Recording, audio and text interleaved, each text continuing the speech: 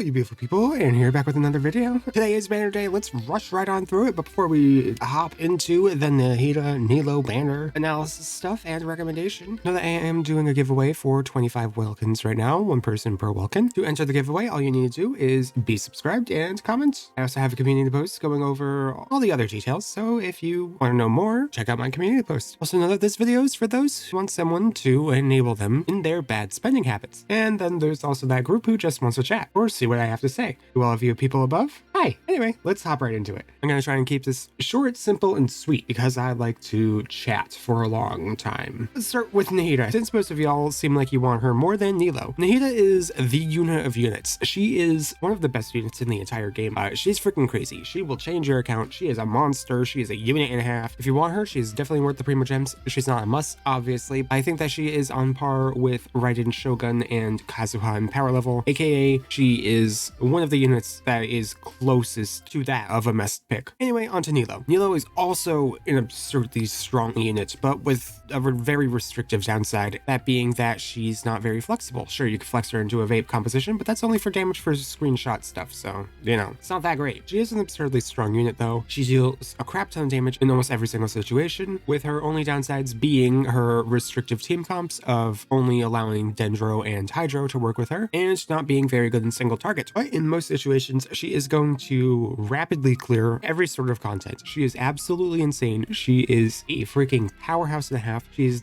the only character in the game, I think, that enables a full support team comp to outdamage most normal team comps with the main DPS. She's freaking absolutely stupid. If I were to make a recommendation though, I would definitely say pull for Nahida first. Nilou is strong, and she does now have very good free-to-play options, but Nahida is just better and a lot more versatile. And now this part is for those who are thinking about pulling for constellations. Let's start with Nahida. Nahida's constellations are broken. Her C2 is one of the best constellations in the entire game. It's absolutely stupid. It is strictly an 18% to 20% damage increase to any team that she wants to be in. It also makes her the best character to have in every single comp that has Electro, because she applies a defense shred to everything, and one of the best units to put in any team comp that involves Hydro. It's not a must pick, but it is freaking broken. Now there's Nilou's constellations. Her first one is just a convenience constellation. It only provides basically permanent uptime of her aura, which is very nice. It's pretty underrated, especially because convenience is just really nice to have. That's basically all of Tartalia's constellations. I have him at C6, so you know. But then there's C2, which is, I feel like, overhyped. It shreds Hydro and Dendro resistances. For the Hydro resistance part, it doesn't matter. It literally doesn't matter. No one on your team is dealing Hydro damage anyway, especially if you're having healers. The only time where that's actually going to matter is when you're using Yelan or Ayato or Tartaglia, but otherwise it's not it. Then the Dendro resistance shred is actually pretty strong. It's about a 16% damage increase,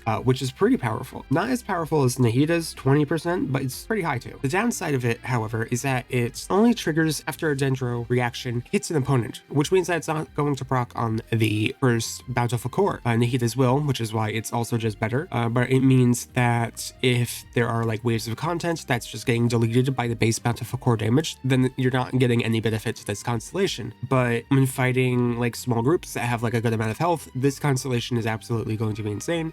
Just not better than Nahida's. Nahida's is just straight up better. Her other constellations don't matter. It just allows her to be a bit more flexible. So this one is definitely her best. It's just that it's not that great. In fact, it's pretty on par with her weapon, which I'll get more into later. And depending on the situation that you have, it might be more worth it to just go for her weapon. So now onto the 4 stars. Again, we'll go from best to worst. We'll go through them quick. Kuki Shinobu, absolutely insane. Do I need to say more? She is a freaking absurdly high damage dealing unit, also providing healing to your team, applying a crap ton of Electro for your team, being able to battery very effectively and even better with constellations. At C4, she's about the same as a C0 official. Like, it's freaking crazy. She could just do so much. She's absurdly strong and one of the best supports in the game, but only in Dendro compositions. Outside of those, she's just kind of useless. Good thing that those are broken. Then there's Layla. Layla is a character for those who don't have Zhongli, and that's really it. If you're looking for a giant mega shield, you'll want Layla. If you're looking for any sort of utility, you're looking to go Diona. If you have Zhongli, you're looking to go Zhongli. That's really how it turns out. She's just kind of a very replaceable unit. She's not that great. She gets better with Constellations though. She gets more buffing potential. She gets more damage mitigation, which then guarantees her energy generation. She's not someone that's going to change her account. She's not even like a great 4-star. She's just a safe option. Dori, on the other hand, is trash. The main issue that she has is her energy issue. Her stat lineup is completely bonked because of it. I don't even know why I said bonked. It's a little weird. It's completely destroyed. There are some niche situations where you can use her, and she just requires so much that she's just not really worth it. So in total, I think this character banner is really worth it. You have Kuki Shinobu, who is freaking broken and who is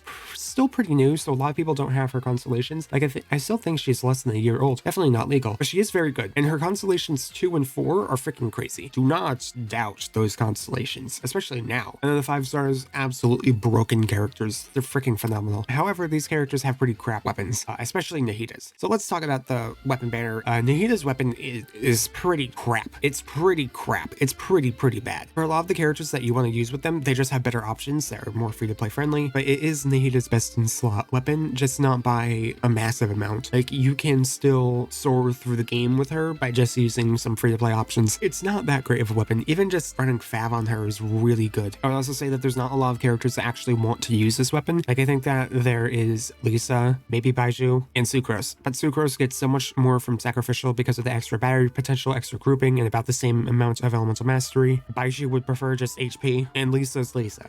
She's still strong, but is Lisa. So this weapon's pretty crap. And there's Nilou's weapon, which is a lot better. It's Nilou's best in slot, but it's also Layla's best in slot weapon option. However, this weapon does have like a downside of needing to build basically into full HP to get the most out of its buff, because its buff isn't that strong. So for a character like Kuki Shinobu, while this weapon is pretty strong on her, it's not going to be better than some other options, especially Freedom Sworn. And with them announcing that we're going to get that new character, I'm pretty sure we all know that that is not a 5-star. And Yaimiko and Kazuha are going to be pretty close to getting their reruns like pretty soon. And they just have upgrades to these 2 weapons. So yeah, just no. These 5 stars are just not that great of weapon options. They're not very good. They're not very versatile. They're only good for very few characters, and they're just not strong. Wait, don't get these weapons unless you really want to. However, the 4 stars are actually pretty good, despite the fact that there's no Fav. I'm excluding the Favonius Greatsword on here because Greatsword characters generally aren't very good, which is a shame. But every single weapon on here is like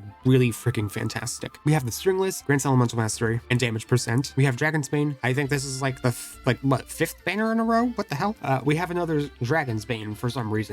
Absurdly good for a bunch of characters. Grants elemental mastery. We have Sacrificial Fragments. Absurdly good, especially for Nahida and Sucrose. Very strong weapon. Even good for Kokomi in a Nilou team, or if you just want that permanent uptime of your elemental skill, which, I mean, it can be beneficial. We have Favonius Greatsword, which is the best greatsword in the game, like truly. And then we have Xiphos Moonlight. Now, Xiphos Moonlight has only been on a weapon banner once before. That weapon is absurdly strong. It is Kazuha's best in slot 4-star weapon now. I mean, you could still run Fav, but the extra energy that he is granting the rest of the team just passively because of this weapon is stupid. It's generally going to be almost about as good as Fav, while also allowing him to buff even more and deal more damage with his swirls and whatnot. Crazy good weapon. Then there's Nilou, who also works really well with this. There's Alhaitham. There's a good amount of characters to put this weapon on, and they're all like really strong. That's like the good thing about this weapon. There's a decent amount of characters, and they're all really strong that want to use this weapon. This is a very strong weapon. This is definitely a weapon banner where the 4 stars outweigh the 5 stars. It's definitely a weapon banner to build pity on if you want to build pity. I think it's fine to build pity as long as you like the 5 stars. They could be a decent upgrade. If you are going to build pity on this weapon banner, I would say lock in the key of Khaj-Nisut, because that's just a better weapon. It's a lot more versatile, and it's just gonna do more for you. It's just better. But really, just snagging some of these really strong 4-star weapons off of this weapon banner is going to be a pretty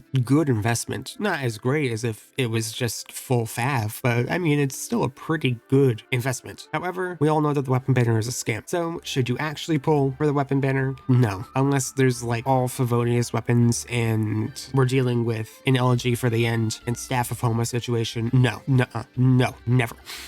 It's almost never worth it. So all in all, character banner is really good. 4 stars a little lacking, with one of them being broken. 2 5 stars absolutely broken. Weapon banner is the exact opposite. 5 stars weak, 4 stars pretty strong, with some of them being like really valuable. But that's all I have to say for today. If you did enjoy or found this useful at all, please hit that subscribe button, comment down below. It helps with the algorithm, and it will also get you into that giveaway, that Wilkin giveaway. Sorry. But that's all I have for today. Thank you all so much for watching, and I hope to see you next time. Bye bye.